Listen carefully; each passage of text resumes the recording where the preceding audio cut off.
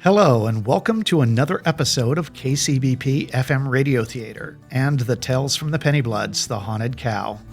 Our latest show is based on an 1837 story in Bentley's Miscellany by Edward Howard entitled Who Milked My Cow, or The Marine Ghost. It features Carl Bankston, Summer Braley, Riverhawk, Felina Van Leeuwen, Dean Medic, Tim Shaw, and Julia Warren. Additional voices by Steve Van Leeuwen. Featuring original music composed and performed by Riverhawk. Written and directed by Arnold Anthony Schmidt and engineered-edited by Raymond Mankey. Special thanks to James Costello, General Manager of Modesto's KCBP FM.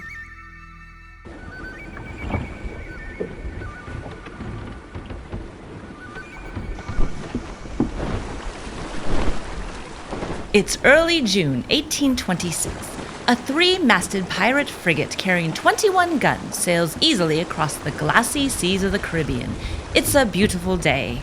Archibald Lambert, captain of this stately vessel, loves many things in life. He loves his ship, the Meteor.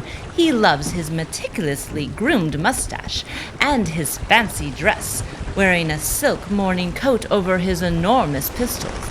And he loves his sweetheart, Anne Bonny. Still, Captain Lambert's heart also has a great deal of surplus affection, so there can be nothing surprising in the fact that he most ardently loves fresh milk every morning for breakfast. Calm seas, smooth sailing, and hot coffee. Sitting on top of the world. Despite the rugged look of the captain and his crew, they seem to be living the good life. The breakfast table boasts fine crystal and shining silver. Alert and energetic, Midshipman Jack Small enters carrying a food tray. He carefully balances the dishes as the ship gently rolls in the calm sea. And what a meal it is! Here's victuals. At last, breakfast! I'm famished. Fine grub, if I do say so myself. For as long as we've been at sea, this mess has been quite tasty. And fresh milk every day? What a luxury. Luxury, no. Necessity, I say. I've drunk my milk every day of my life ever since I was a lad, and it stood me in good stead. And that's a fact. In all my years at sea, I've never shipped with a pirate more averse to rum. Blimey if he don't love his milk more than his Madeira. It's true. And I go to great lengths to ensure I get fresh milk every day. Not an easy thing to do out here on the blue waters, so far from port. Not easy for others, but no problem for me. For me, it's easy. I've got me own cow. Dear Abigail. Always planning ahead is Captain Lambert. Always planning ahead. And Jack's such a good milker. Up every morning he is. But where is today's milk? Right here, Captain. Don't you worry. I see we've skipped out on that British man-of-war that was trailing us yesterday. The Admiralty's been hunting pirates up and down the coast these last few months. Aye, got away from her last night in the fog, we did. We've got to expect that kind of attention. We have been making a nuisance of ourselves. Thought they'd leave us be, since we're mostly striking French and Spanish ships. They must have got word about that schooner we boarded off of Tortuga. News travels fast, and bad news fastest of all. Still, I was surprised they followed us this far outside the sea lanes.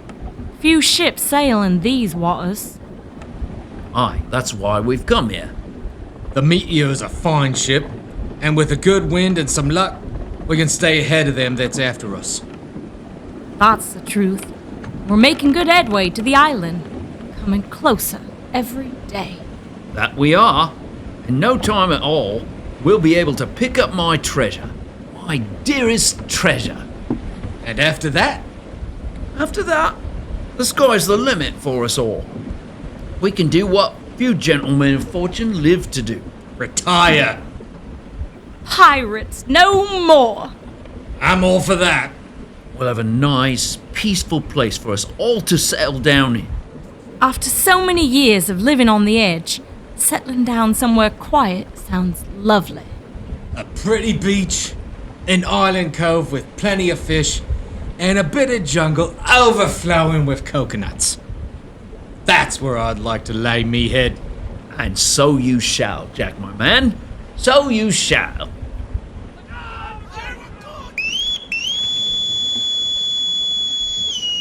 Ship ahoy! Begging your pardon, sir, but there's a sail coming up over the horizon on the starboard side. Best go up and see. They could be friend or foe. At first, they fear that perhaps the British Navy has returned, but a second glance shows this vessel a tiny boat under a single sail. There, sir, off the starboard bow. Let's have a look. I mean my glass, Jack. It is, Captain. Looks like a longboat. What they're doing out here, who can say? Shipwreck? Mayhap, or castaways. Can you make out anything in the glass? No, not yet. Wait a minute. There, a man and a woman. Well, if it ain't our old messmate, Lucky Peterson. Lucky?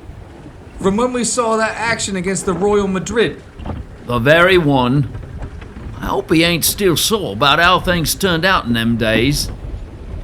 That was a dodgy passage, no way around that. Aye. Dodgy but profitable. For most of us, anyway. Poor Red McAllister. What happened? It's ancient history. Better left unsaid. Well, right now we'd better prepare to welcome them aboard with some warm clothes and grub.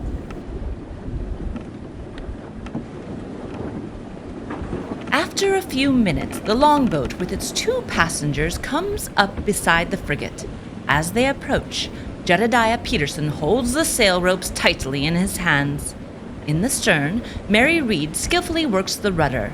They're a bit of an odd couple, he ruddy and awkward, her graceful and sure-footed. They're coming alongside. Steady as she goes. Ahoy there! If it's not me old friend Lucky Peterson. And could that be you, Archibald? Aye, it can. And you remember my sweetheart, Mary Reed? I do indeed. Ahoy, Mary. You're most welcome. Catch the rope and make it fast. Oh, we've got it. Peterson steadies the boat, while Mary, easy on her feet, starts climbing up the rope ladder on the side of the frigate. Let me help you up, my dear. Be careful there. Thank you. Here, and me old bag. Of course. Strong and agile, Mary moves quickly, nimbly scrambling up the side of the ship. A few moments' effort brings her easily on board, holding the large bag. And take care yourself. Oh, surely you jest. I've been climbing up and down ship's rigging since I was a boy. Raised on the sea, I was. Still, you can't be too careful. Peterson follows Mary, but his step is in no way as smooth or controlled as hers. He fumbles a bit, losing hold of the rope ladder now and again as he lifts himself out of the longboat. Easy does it. I've got it. There. Peterson makes his way up the ladder. Everything's going well until... Blast it. Man overboard! You there! Throw that man a rope! Aye, aye, sir. After a dunk in the sea, Peterson pulls himself out of the water and starts to climb up the ship's ladder. No need. I've got it. Here goes! Man overboard! Again! The rope! You've knocked him off the ladder, you lunkhead! Sorry, sir. His head got in the way. Head got in the way. I've never heard such nonsense in my life. Don't worry. This sort of thing happens all the time. A bit worse for wear and soaked to the skin, Peterson finally clambers on deck. Sorry about that trouble with the ladder.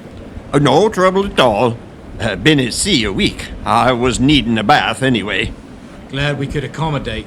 Welcome aboard. I hope the rest of your time with us will be less eventful than your arrival. I'm sure it will be.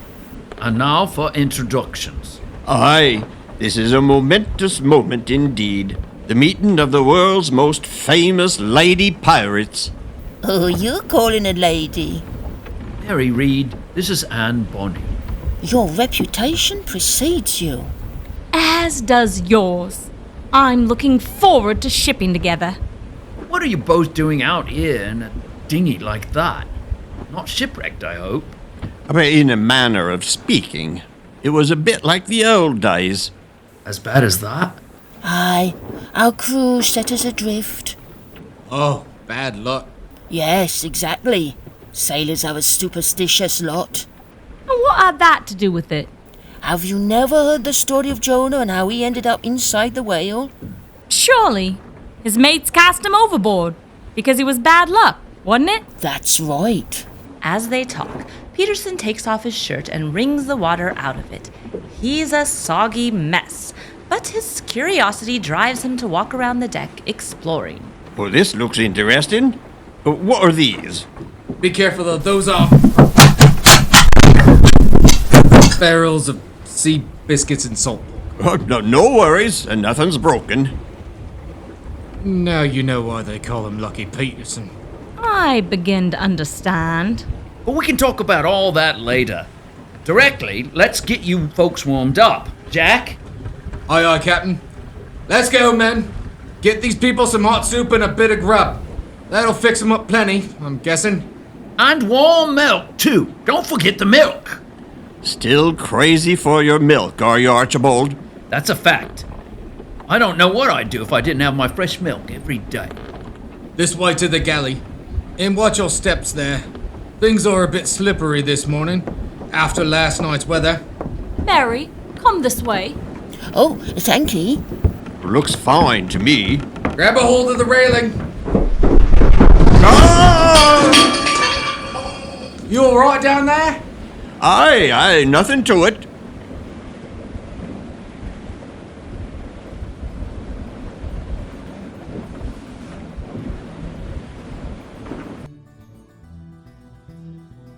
In our next episode, you'll hear more about the adventures of our merry pirates, the sweet cow Abigail, and meet her ghostly visitor.